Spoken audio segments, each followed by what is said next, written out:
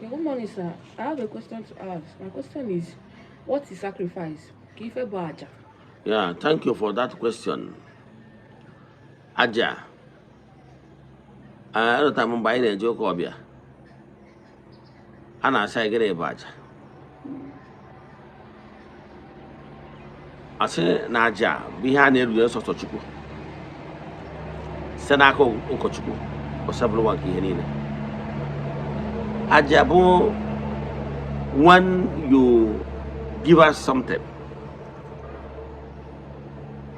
Magana, oh, you two for tota. And what also the chiche, knows Aja the chiche well.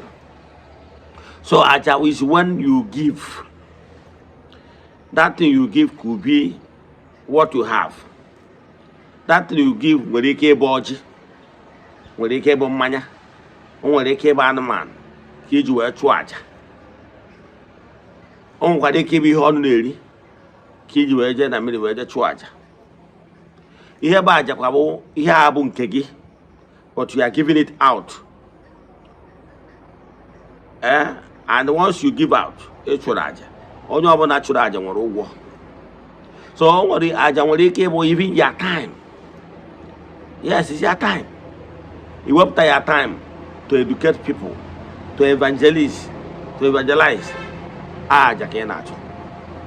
Mgbe efutakwara fụ ndị nọ n'ụkọ were nni nwere nye ha aja ka ị chụrụ. Alms giving by aja ka ị chụrụ, because those things you are giving is yours. But image I can say, take this because no one only if you don't need the most aja ka ị chụrụ. Even when you work your own talent, na akụziri ndị mmadụ ihe ha kwesịrị ịma maka ọdịmma ha, as long as what you have in mind is for the betterment of the society, for the betterment of mankind, ka o wedere ndị mmadụ mma aja ka ị chụrụ, because ị na-ewere onye amara gị wee na-ejere Chukwu na mmadụ ozi.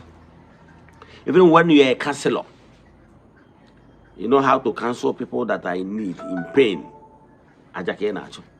So aja, whenever you give out what you have for the benefit of others, whether is ihe ọrụ na-eri, whether m ihe eji ego gota ma ọ bụ ihe ejiri ego gota, mana ihe abụ ya own.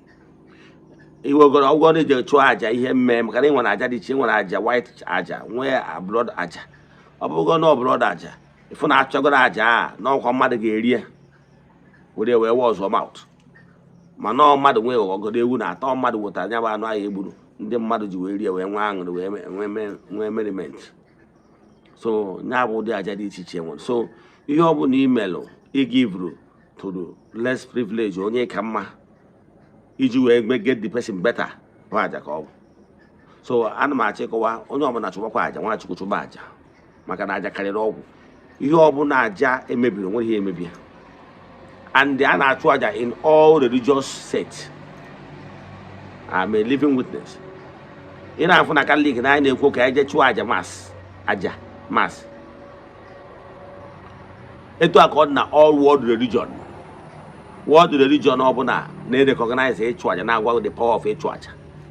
Even ụmụnne anyị ndị na-eti isi n'ala na-achụ aja. A gwara gị na onye ọbụla bụ ezigbo onye na-eti isi n'ala is encouraged to perform ihe a na-akpọ zakah. Ya bụ alms giving. Very important. And the world religion over, go research about, encourages helping the needy, helping the less privileged. Ndị ka mma, ndị nwere ihe nwere, you should at least share with them, because givers never lack. Dalo.